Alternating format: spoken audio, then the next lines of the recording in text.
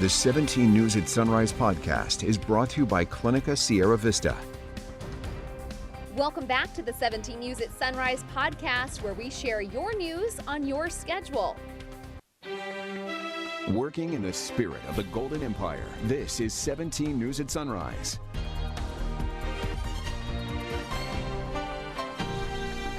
Good morning here at 5 a.m. Good to have you with us. I'm Maddie Jansen alongside Alex Fisher, and it is nearing the end of summer, and yet Kevin is taking one more road trip. Yeah, we'll check in with him in just a bit, but first this morning, New Orleans is reeling after Hurricane Ida that crashed into the city yesterday. Here's a live look at the skyline this morning. Federal authorities are reporting catastrophic damage in parts of southeastern Louisiana as a result of the storm. It made landfall yesterday as a Category 4 hurricane, generating winds of 150 miles per hour. It's slowed since then, but officials are sounding the alarm about the potential for life-threatening floods as over 1 million homes and businesses remain without power. As mentioned, power outages have left hundreds of thousands of New Orleans residents without refrigeration in sweltering summer heat. They have also been told to conserve water after sewage pumping stations, which have no backup power, ground to a halt. Ida hit New Orleans on the same date Hurricane Katrina ravaged Louisiana and Mississippi 16 years ago. While emergency crews are still assessing last night's damage, officials confirm at least one person has been killed in the storm. Here at home, a shooting in southeast Bakersfield yesterday morning left one man dead and another in the hospital. Bakersfield police say they responded to a shot spotter alert around 9 o'clock yesterday morning on South Owens Street near California Avenue and Washington Street. They found two men had been shot. One man died, the other was taken to the hospital. Police say there is no suspect information at this time. Police also investigating a shooting that left a man fighting for his life Saturday night in southeast Bakersfield. Officers were called to East 9th Street near MLK Park just before 11:45 p.m. That's where they found a man with a gunshot wound to the head. BPD says he was taken to a hospital where he is in critical condition. No word yet on what led up to that shooting. Just 10 minutes earlier, another shooting in the area of White Lane and Hughes Lane around 11:30. Police arrived and found at least one person who'd been shot. That victim was rushed to the hospital with what police call moderate injuries. The violent weekend did not stop short at gun violence. A man was rushed to the hospital last night after a stabbing outside a market in South Bakersfield. Police were called to Panama Lane and Brahma Street for a report of a stabbing just before 8:30. Police say the stabbing happened at the parking lot of the El Milagro Market. The victim was taken to the hospital. No suspect information is available. Local group The Next Steps is inviting community members to a vigil to raise awareness of gang violence. The group's holding the event tomorrow from 6:30 to 7:30 at the Liberty Bell in downtown Bakersfield. Event organizers say it will be a night promoting hope and justice and giving support to victims of violence and their families. If you can be sympathetic for people in Afghanistan, which is across the world, and we don't even know them, why would you not feel the same type of courtesy for people in our own community? Because the reality is we have murderers on the loose that are not being caught because we're choosing not to say anything. And on top of that, you're having families be broken by these homicides. If we want change, change starts at home.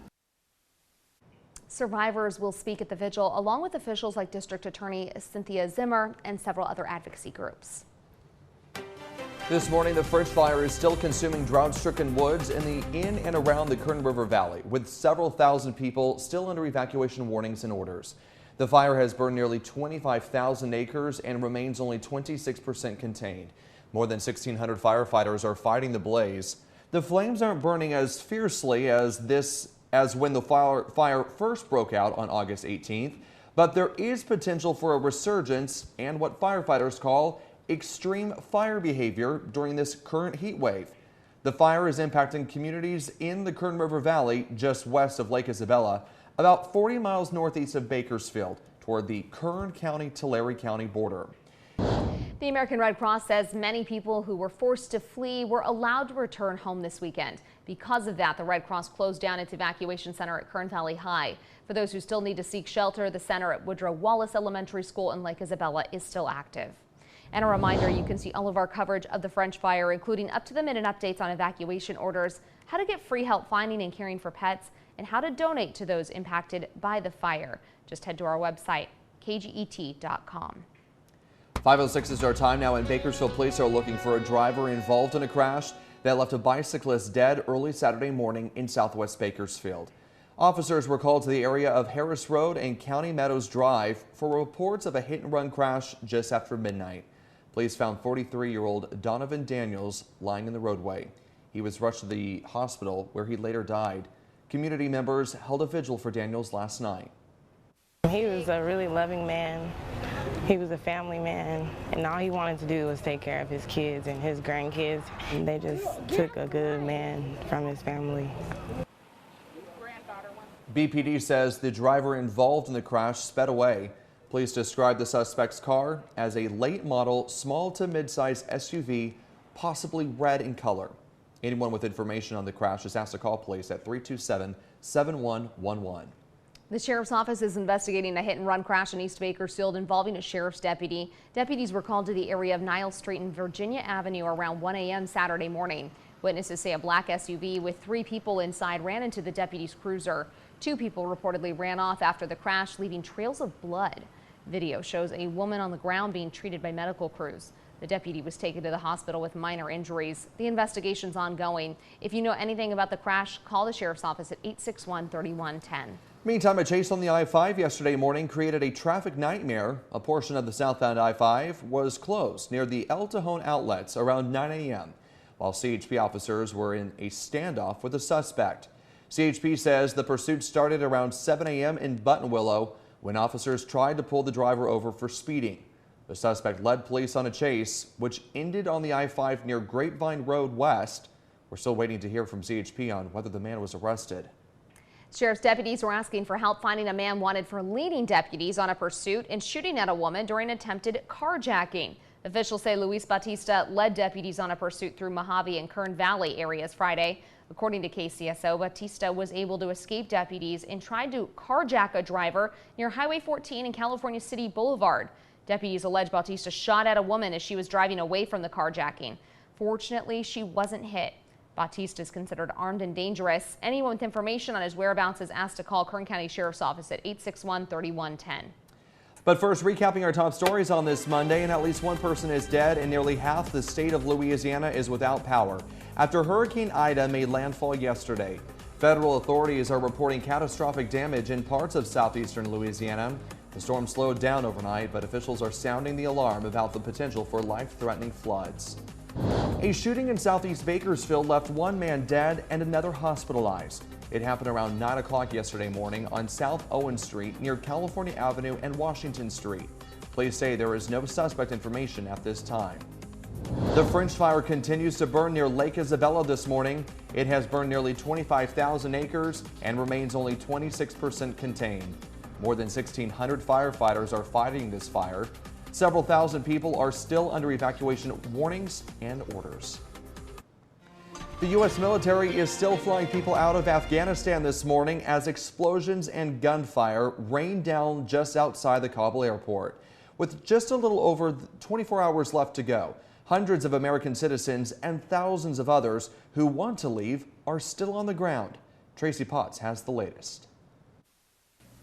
Hi, Alex. Good morning. Good morning, everyone. We heard from the White House just after midnight that President Biden's been briefed on another attack near the Kabul airport. This is the latest threat to getting people out of Afghanistan with little time left.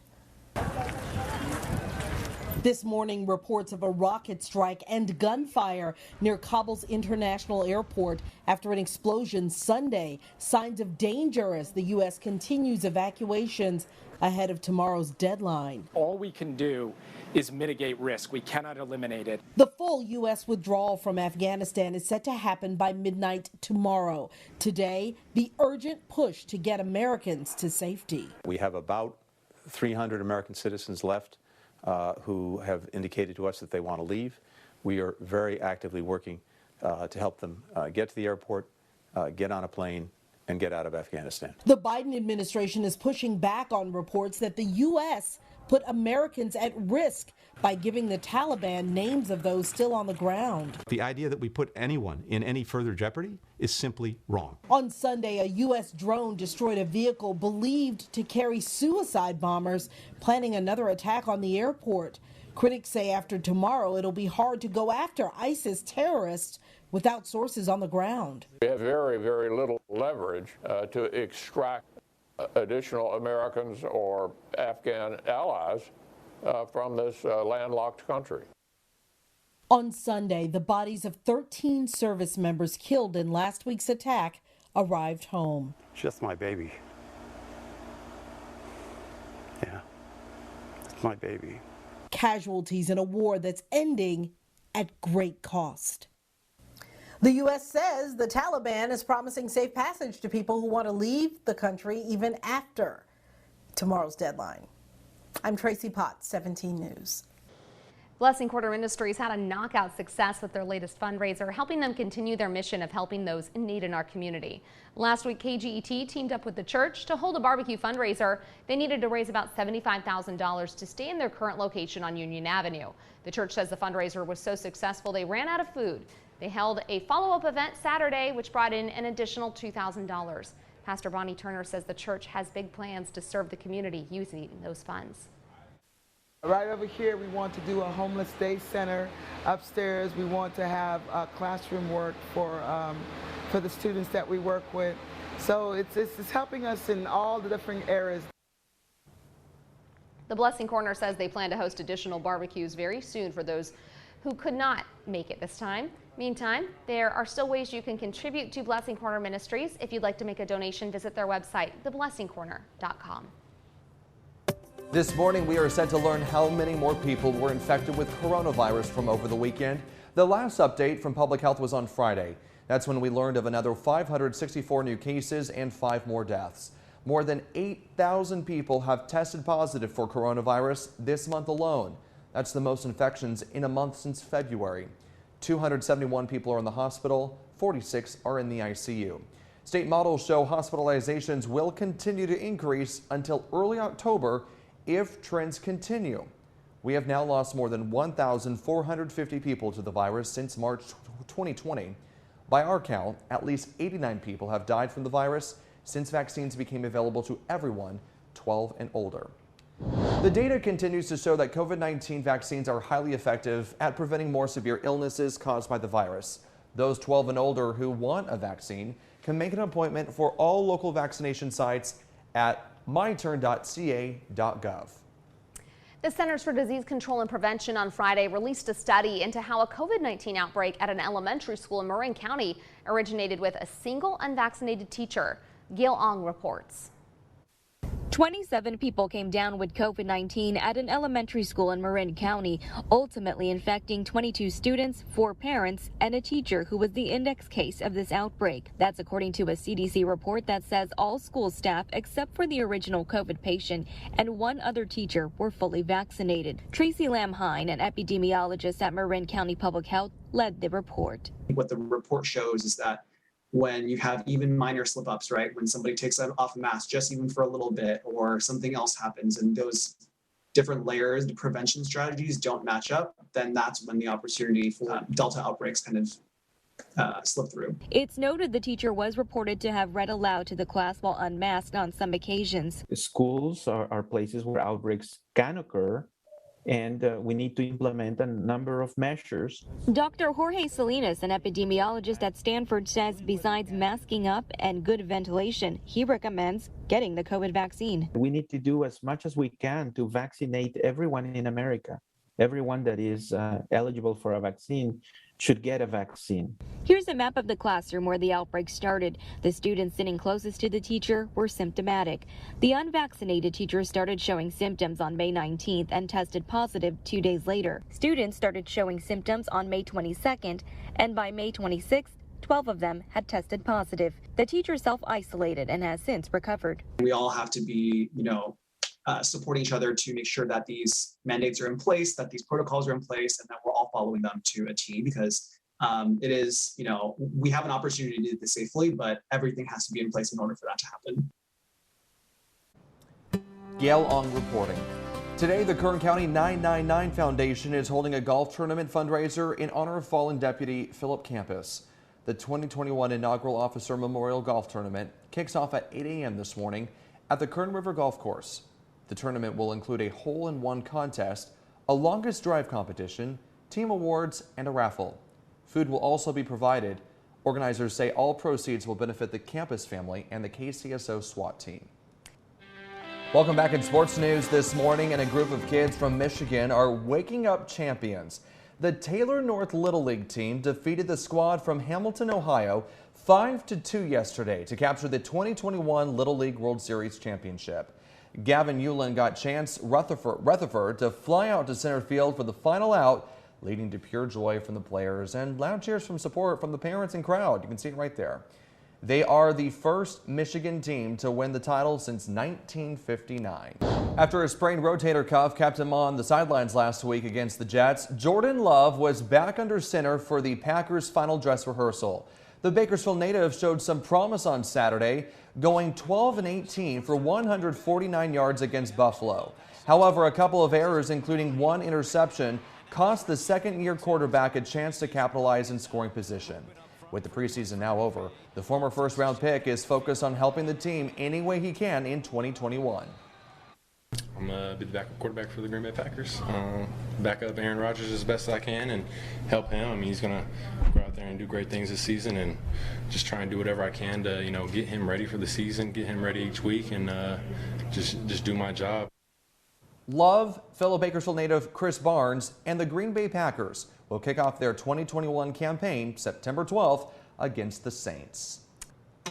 The Calder fire continues to burn in Northern California, and you can see the flames spreading in El Dorado County.